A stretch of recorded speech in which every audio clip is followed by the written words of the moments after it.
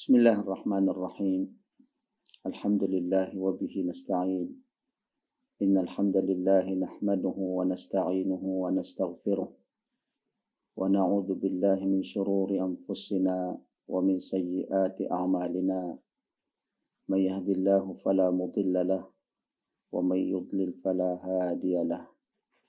Asyhadu an la ilaha illallah wahdahu la syarika lahu وأشهد أن محمدا عبده ورسوله أدى الأمانة وصدق بالرسالة وكشف الغمة ونصح الأمة وتركنا على المحجة البيضاء ليلها كنهارها لا يزيغ عنها إلا هالك فصلوات ربي وسلامه على المبعوث رحمة للعالمين بشيرا ونذيرا وداعيا إلى الله بإذنه وسراجا منيرا أما بعد السلام عليكم ورحمة الله وبركاته. Mga masugid naming tagapakinig, mga giliw naming tagapakinig at tagapanood ng ating series na lectures na pinamagatang Bangsamoro Wahdatun Diniyatun wa Wataniyah. Bangsamoro Religious in National Unity. Ngayon ay nasa 11 episode na tayo, mga kapatid na mga Bangsamoro. Subalit bago ang lahat, sumainyo ang kapayapaan, awa at mga biyaya ng Allah subhanahu wa ta'ala. Sa awa ng Allah subhanahu wa ta'ala at sa kapahintulutan ng Allah subhanahu wa ta'ala, ang ating tatalakayin sa ating episode na ito ay hinggil sa tinatawag na al-ikhlas. ومن القيم الدينية والإنسانية أيضا والتي تتحقق بها الوحدة الدينية والوطنية الإخلاص. ولكن قبل الحديث عن الإخلاص نرجع أولا إلى الحديث عن الإسلام والإيمان والإحسان. Batid natin mga kapatid, para sa kaalaman ng mga masugid at magiliw naming tagapakinig at tagapanood sa ating series na mga lectures na kabilang sa religious at saka human values. At para sa gayon ay makamtan natin ang pagkakaisa ng mga Bangsamoro hinggil sa ating pananampalataya at saka sa ating bayan ay ang tinatawag na al-ikhlas, ang tinatawag na kadalisayan o pagdadalisay. Sa wikang Arabic ay tinatawag na al-ikhlas. Subalit bago natin talakayin ang hinggil sa ikhlas na ito ay kung mamarapatin nyo ay balikan natin ang ating tinalakay sa pinakahuling episode o last na episode natin hinggil sa tinatawag na al-Islam at saka al-Iman at saka al-Ihsan. Kung napapansin nyo mga kapatid ay pawang ang umpisa ng mga salitang ito ay al-Islam, al-Iman, at saka al-Ihsan. At sa ngayon ay tatalakay natin ang isang salita na ang pinakaunang litra din ay ang tinatawag na al-ikhlas. Napakahalaga itong paksa natin mga kapatid. Pero balikan natin ang tinatawag na al-Islam. Nabatid natin na ang Islam ay ayon sa mga pantas, al-Islamu salihun fi kulli zamanin wa makan. Huwag nating kaligtaan mga kapatid na mga bangsamoro, mga giliw naming tagapakinig ng ating pananampalatayang Islam ay sumasang-ayon kahit saan man na lugar at anumang panahon. Ibig sabihin, wala tayong makita sa ating pananampalatayang Islam na hindi angkop sa kahit sinuman na mga tao o kaya ay mga nilikha ng Allah subhanahu wa ta'ala.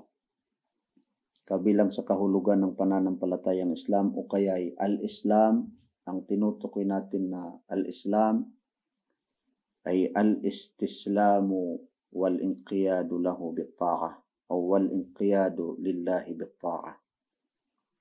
Ito ay napagsang-ayunan ng mga pantas na kahulugan ng ng istinatawag na Islam, ng salitang Islam.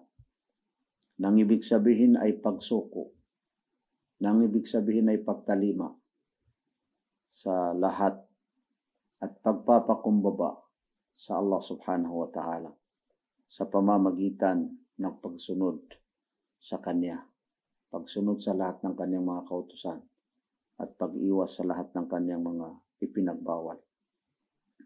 Banggitin natin mga kapatid ang isa sa sinabi ng isa sa mga pantas na si Izzuddin al-Bayanuni, Allahu yarhamu. Ayon sa kanya, istaslim li ahkamil Islam fa innal Islam mustaqqun min al-istislam wa la taqisil umura bi'aqlik falil aqli haddun yantahi ilayhi kama lil basari haddun yantahi ilayhi. Ibig sabihin yun mga kapatid, isuko mo ang sarili mo sa mga kautusan ng Allah subhanahu wa ta'ala o kaya ay mga batas ng pananampalatayang Islam. So ibig sabihin ng Islam ay pagsuko, pagtalima, surrendering sa lahat ng mga batas ng ating pananampalatayang Islam. Wala taqisil umura bi'aqlik, huwag mong gawing batayan ang iyong sariling kaisipan.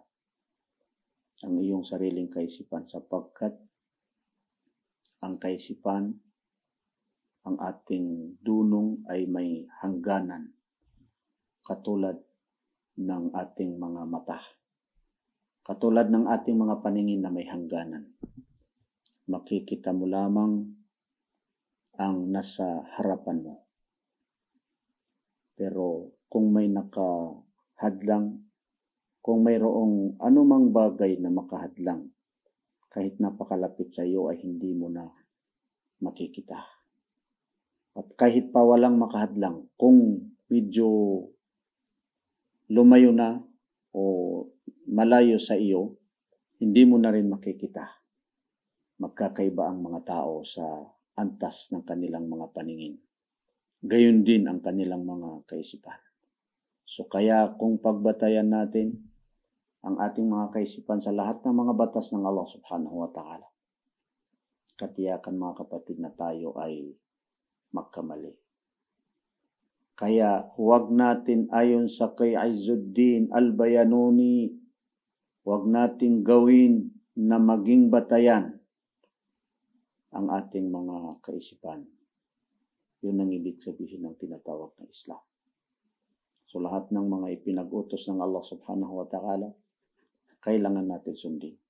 Lahat ng mga ipinagbawal ng Allah subhanahu wa ta'ala, kailangan natin ipagbawal sa ating mga sarili, sa ating mga pamilya, sa ating mga anak, sa ating mga asawa, sa ating mga kasamahang mga bangsamoro o mga kapitbahay, sa lahat ng sino man na pwede natin ipagbawal sa kanila ang mga ipinagbawal ng Allah subhanahu wa ta'ala. Kabilang sa kahulugan ng Islam, ng salitang Islam ay as-salam. Sapagkat ang Islam ay pangalawa, hinango sa salitang salam. Nang ibig sabihin ay kapayapaan. Sinabi ni Propeta Muhammad sallallahu alaihi wasallam, al-Islamu al-Muslimu man salima al-Muslimuna min lisanihi wa yadihi. Ang taong Muslim ay sino mang magiging ligtas ang kanyang mga kapwa na Muslim, kapwa na mga tao mula sa kasamaan ng kanyang mga dila, kasamaan ng kanyang mga kamay. Yan ang tinatawag na Islam. So kung sakasakali na mapasatin ang Islam, matuntunan natin ang Islam. Ang salitang Islam, Musliman tayo o hindi tayo Muslim na mga bangsamoro, paano tayo hindi magkaisa? Kung isuko natin ang mga sarili natin sa lahat ng mga batas. Mga batas ng Allah subhanahu wa ta'ala, batas na ginawa o batas na mula sa itaas, at batas na ginawa ng mga tao na hindi naman labag sa batas na ginawa o kaya ay ibinaba ng Allah subhanahu wa ta'ala. Iyan ang tinatawag na man-made law. Lahat ng mga tao, kinakailangan nilang meron silang batas.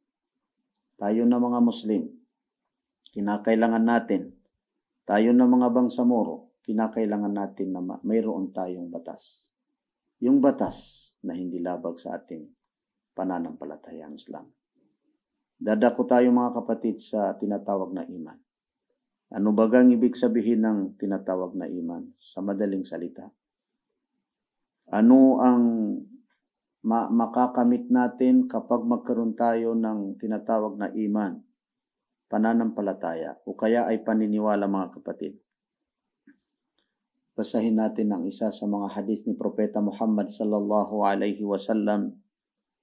فَوَالَّذِي نَفْسُ مُحَمَّدٍ بِيَدِهِ لَا تَدْخُلُوا الْجَنَّةَ حَتَّى تُؤْمِنُوا وَلَا تُؤْمِنُوا حَتَّى تَحَابُّوا أَوَلَا أَدُلُّكُمْ عَلَى شَيْءٍ إِذَا فَعَلْتُمُوهُ تَحَابَبْتُمْ أَفْشُوا السَّلَامَ بَيْنَكُمْ. Sumumpa si Propeta Muhammad sallallahu alaihi wasallam. Sabi ni Propeta Muhammad sallallahu alaihi wasallam, ako ay sumumpa sa sino mang nag-aari sa aking sarili, ang Allah subhanahu wa ta'ala. Sumumpa si Propeta Muhammad sallallahu alaihi wasallam sa Allah, فَوَالَّذِي نَفْسُ مُحَمَّدٍ بِيَدِهِ لَا تَدْخُلُوا الْجَنَّةَ حَتَّى تُؤْمِنُوا. Hindi kayo makapasok sa paraiso hanggat sa kayo ay mananampalataya. Ibig sabihin, kung wala kayong iman, hindi kayo makapasok sa paraiso. Al-imanu sababu dukhulil jannah. Ang iman, ang paniniwala, pananampalataya ay sanhi upang tayo ay makapasok sa paraiso ng Allah subhanahu wa ta'ala. Wala tu'minu hatta tahabbu. At kailanman ay hindi kayo magiging nananampalataya. Hindi kayo magiging naniniwala hanggat sa kayo ay magmahalan sa isa't isa. Kung mayroon tayong iman, inshallah, walang kadahilanan kung bakit hindi tayo magkaisa na mga bangsamoro. Awala adullukum ala shay'in idha fa'altumuhu tahabbtum afsus salama bainakum. Gusto ba niyo na ituro ko sa inyo, banggitin ko sa inyo ang isang bagay na kung magampanan niyo, inyong magawa itong isang bagay na ito ay magmamahalang kayo sa isa't isa. Afsus salama bainakum, inyong ikalat ang tinatawag na kapayapaan, ang tinatawag na seguridad sa inyong mga pamamagitan. Kapayapaan sa ating mga sarili, kapayapaan sa ating mga kaisipan, kapayapaan sa ating mga kalooban, kapayapaan sa ating komunidad sa pamamagitan ng lahat ng mga bangsamoro. Si Propeta Muhammad sallallahu alaihi wasallam, ipinaliwanag niya kung ano ang ibig sabihin ng iman. Sa isang hadith ni Propeta Muhammad sallallahu alaihi wasallam, makikita natin dito na ang ibig sabihin ng iman, ang salitang iman ay kabutihan sa kapitbahay, kagandahang asal, mabuting pakikitungo sa kahit sino man ng mga tao. Kahit hindi pa mga tao, kinakailangan na tayo ay makitungo sa kanila ng mabuti. Si Propeta Muhammad sallallahu alaihi wasallam sumumpa ng 3 bisis. Wallahi la yu'min. Wallahi la yu'min. Wallahi la yu'min. Qalu qila man ya Rasulullah. Sabi ni Propeta Muhammad, wallahi, sumumpa si Propeta Muhammad ng 3 bisis, hindi siya nananampalataya. Ako ay susumpa sa Allah na hindi siya nananampalataya. Ako ay susumpa sa Allah na hindi siya nananampalataya. Nagtanong ang isa sa mga kasamahan ni Propeta Muhammad sallallahu alaihi wasallam kung sino baga iyong hindi nananampalataya. Sabi ni Propeta Muhammad sallallahu alaihi wasallam, alladhi la ya'manu jaruhu bawa'iqah. Ang taong hindi magiging ligtas ng kanyang mga kapitbahay mula sa kanyang mga kasamaan. Sa lahat ng kanyang mga kasamaan. Kung sawi ka natin, sa lahat ng kanyang mga karingasan, lahat ng kanyang mga masama, hindi ikalulugod ng kanyang mga kapitbahay. Yung kapitbahay na yon na gumagawa ng masama ay hindi siya nananampalataya. Ayon sa kay Propeta Muhammad sallallahu alaihi wasallam. Dadako tayo mga kapit sa tinatawag na ihsan. Nabanggit natin na ang al-ihsanu, ang salitang ihsan ay ang pagsagawa ng mabuti, pagiging mabuti sa mata ng Allah subhanahu wa ta'ala. At pag-isip o isa puso natin, tinatawag na muraqabatullah, na ang Allah subhanahu wa ta'ala ay nakikita tayo. Kahit anong ginagawa natin, kahit saan man tayo, kahit anumang panahon, saan man na lugar, nakikita tayo ng Allah subhanahu wa ta'ala. Paano ka ba makagawa ng masama?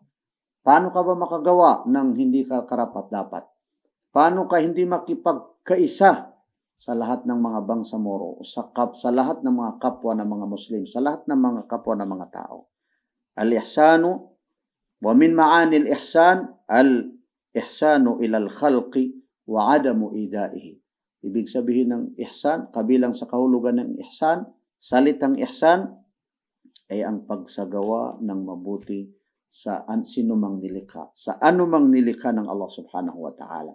At hindi paggawa ng ikasisira, ikasasama ng sinuman o anuman na nilikha ng Allah subhanahu wa ta'ala. Inshallah, ipagpatuloy natin ang pagtalakay natin sa tinatawag na ikhlas.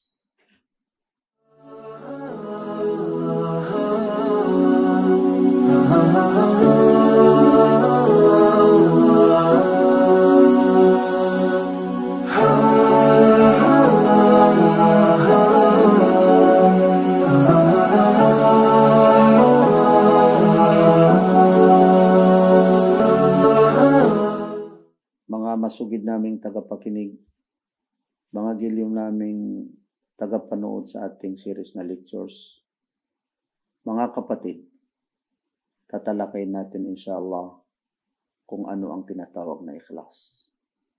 Kung ano ang mga kahulugan ng tinatawag na ikhlas, ang pagkadalisay, ang kadalisayan, at kung ano ang mga halimbawa nito, at kung papaano natin may mailarawan ang tinatawag na ikhlas. Subalit mga kapatid, ano baga ang kahalagahan ng tinatawag na ikhlas? Banggitin natin ang napakagandang kaalaman na nakarating sa atin mga kapatid. Natuklasan natin mga kapatid na kaalaman na nabanggit ng iba, nababanggit ng iba na ito ay hadith. Subalit ayon sa mga al-muhaqqiquna minal ulama, yung mga tagapagsaliksik sa mga pantas o mga ulama sa pananampalatayang Islam, hindi ito hadith ni Propeta Muhammad sallallahu alaihi wasallam. May nagsabi na ito ay atharus salafis salih, kabilang sa mga nawika ng mga sinaunang mga pantas o mga sinaunang mga tao.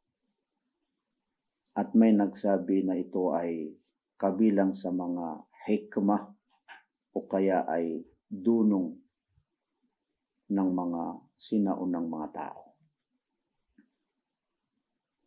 An-nasu halka kulluhum halka illa al-alimun. Wal-alimuna kulluhum halka illa al-amilun. Wal-amiluna halka kulluhum halka illa al-mukhlisun. Wal-mukhlisuna ala khatarin azim o ala khatarin kabir. Ang ibig sabihin nito mga kapatid, ang mga tao, lahat-lahat sila, lahat-lahat ng mga nilalang ay mga nawasak, mga nalugi o nasira. Maliban sa mga alimun, maliban sa mga nakakaalam o may mga kaalaman, may mga karunungan, ang mga tao na pinagkaluban sila ng Allah subhanahu wa ta'ala ng tamang kaalaman. At ang mga may kaalaman, may kaalaman, ang mga alimun, kulluhum halka. Lahat din sila ay mga nangalugi o kaya ay mga nasira. Maliban sa sino mang gumagawa sa kanila, sino mang nagtatrabaho sa kanila. Ginagawa nila ang kanilang mga nalalaman. At ang mga may nalalaman at gumagawa, lahat-lahat din sila ay mga nasira. Lahat-lahat din sila ay may pagkalugi. Maliban sa sino mang mga dalisay sa kanila. Illa al-mukhlisun. Sino mang may pagdadalisay sa kanila. Sino mang tinatawag na mukhlis sa kanila. Wal mukhlisuna ala khatarin kabir.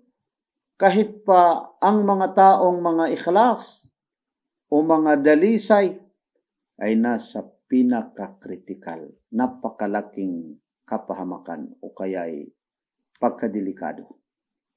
Kahit pa may ikhlas ka, lalong tumindi ang pagka-ikhlas mo, lalong tumindi ang pagsubok sa iyo ng Allah subhanahu wa ta'ala. At ang mga pag-uudyok sa iyo ni Satanas, lalong lumalapit sa iyo ang mga masama at mga gustong sumira sa iyo. Fal-amalu bighayri niyatin ana, ang ginagawa, ang gawain na walang niya, walang layunin, wala kang layunin na maganda sa ginagawa mo, anaon ay kapaguran. Wa niyatu bighayri ikhlasin riya, at lahat ng layunin, niya, na walang ikhlas. Mayroon ka ng layunin pero hindi ikhlas. Walang kadalisayan, hindi taimtim. Riyaun ay pakitang tao.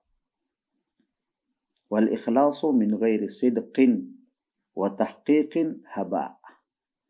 At ang tinatawag na ikhlas, kahit pa magkaroon ka ng tinatawag na ikhlas, kadalisayan, kung hindi totoo, walang katotohanan, ang iyong pagkadalisay, nagkukunwari ka lang, habaon ay walang saysay.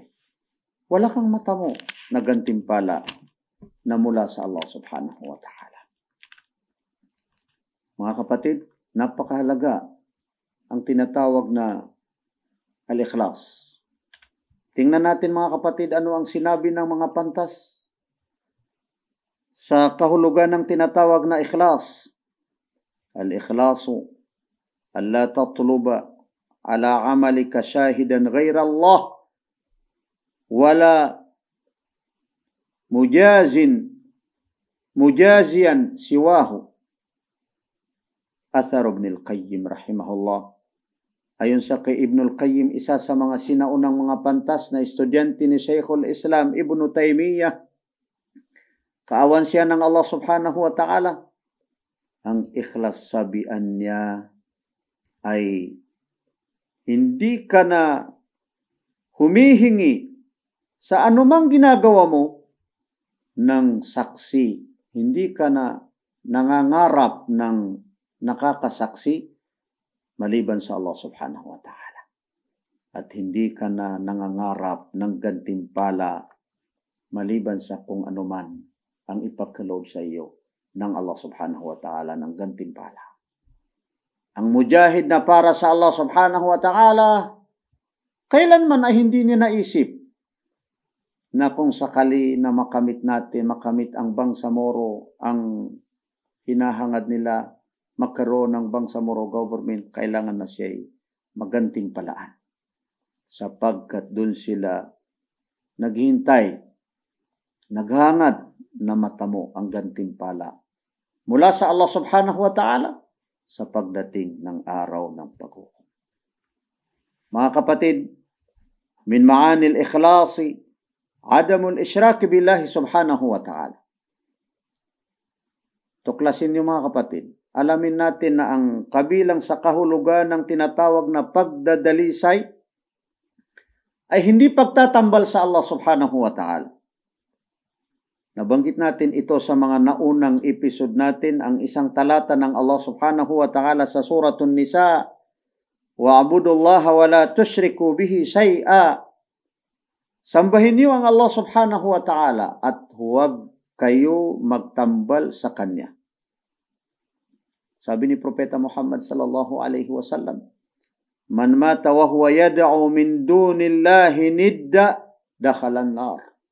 Sino man na tao na mamatay at mayroon siyang hinihingan ng tulong o kaya ay sinasanggunian sa kanyang pagsasamba sa Allah subhanahu wa ta'ala at yun ang kanyang ikinamatay, na bukod sa Allah subhanahu wa ta'ala ay makapasok siya sa impyerno ng Allah subhanahu wa ta'ala.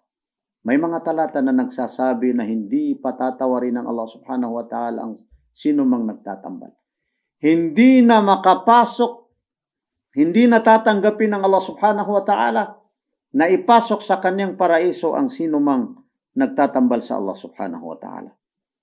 Kabilang mga kapatid sa kahulugan ng tinatawag na al-ikhlas ay ang pagsunod. Wa min ma'ani wa suwaril ikhlas at tamassuku bis sunnah. Ang paghawak sa kaugalian ni Propeta Muhammad sallallahu alaihi wasallam. Sa sunnah ni Propeta Muhammad sallallahu alaihi wasallam. May nagsabi sa mga pantas na kana as-sahabatu yaf'aluna sunnata li'annaha sunnah wa nahnu naf'alu wa nahnu la naf'alu as-sunnata li'annaha sunnah wa nahnu natruku as-sunnata li'annaha sunnah. Tayo na may nagsabi sa mga pantas na ang mga sahaba, ang mga kasamahan ni Propeta Muhammad sallallahu alaihi wasallam, kanilang ginagawa ang sunnah sapagkat sunnah. Ibig sabihin ay sunnah, kaugalian, tradisyon ni Propeta Muhammad sallallahu alaihi wasallam. Pero tayo sa ngayon na mga Muslim, mga Bangsamoro, itinitigil natin na ang sunnah sapagkat sunnah. So ibig sabihin, hindi natin sinusunod ang sunnah ni Propeta Muhammad sallallahu alaihi wasallam. Isa sa mga pantas na si Sheikh Salih Al-Fawzan, tamassak bis sunnati fi ayyi makanin min al-ard. Panghawakan mo ang sunnah Ang tradisyon ni Propeta Muhammad sallallahu alaihi wasallam kahit saan ka man, nasulok sa lupa ng Allah subhanahu wa ta'ala. Wala tanzur li irda'in nas. Huwag mo tingnan, huwag mo hangarin na para malugod sa iyo ang mga tao. O kaya ay magmahal sa iyo ang mga tao. Tamassak bisunnati fil lihyati wa ghayriha. Panghawakan mo ang sunnah ni Propeta Muhammad sallallahu alaihi wasallam sa pamamagitan ng pagpahaba sa balbas o sa ano paman na sunnah ni Propeta Muhammad sallallahu alaihi wasallam. Wala tatanazal an shay'in min dinika li irda'in nas. Huwag mo iwasan huwag mo itigil ang anuman na bagay sa iyong pananampalatayang Islam. Sunnah ni Propeta Muhammad sallallahu alaihi wasallam nang dahil lamang sa para malugod sa iyo ang Allah subhanahu, malugod sa iyo ang mga tao. Hindi para sa ikalulugod ng Allah subhanahu wa ta'ala. Mga kapatid, kabilang sa kahulugan ng sunnah ay ang pagiging time team ang mga layunin natin. O kabilang sa kahulugan o ikangay mga pamamaraan ng tinatawag na ikhlas. Paano natin may larawan ang tinatawag na ikhlas? Ay sidqun niyyah. Sabi ni Propeta Muhammad sallallahu alaihi wasallam na ito ay isinalaysay ni Umar ibn al-Khattab radiyallahu anhu. Innamal a'malu binniyat wa innama likulli imri'in ma nawa. Faman kanat hijratuhu ila Allah wa rasulih fa hijratuhu ila Allah wa rasulih wa man kanat hijratuhu lidunyan yusibuha aw imra'atin yankihuha fa hijratuhu ila ma hajara ilay. Muttafaqun alayh. Katotohanan sabi ng Allah subhanahu wa ta'ala na ang gagantimpalaan lamang sa ating mga ginagawa, sa ating mga pagsasamba, ay ayon sa ating mga layunin. Lahat ng tao makakamit niya kung ano ang nasa kanyang layunin. Sino man na tao na naghibakwit, gumawa ng anumang pagsasamba sa Allah subhanahu wa ta'ala, na para sa Allah, para sa kanyang sugo, para sa kay Propeta Muhammad sallallahu alaihi wasallam, yun ang totoo, tunay na para sa Allah subhanahu wa ta'ala, para sa kanyang sugo at gagantimpalang ka ng Allah subhanahu wa ta'ala.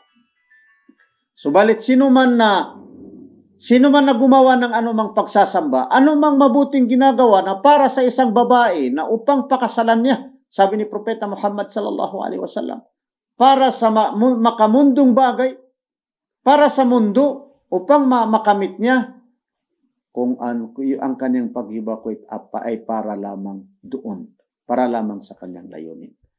Pagdalisay mga kapatid sa ating mga layunin. Inshallah, ipagpatuloy natin sa susunod na episode natin ang pag-uusap, pagtatalakay natin sa kabilang sa mga kahulugan ng tinatawag na ikhlas. Wassalamu alaikum warahmatullahi wabarakatuh.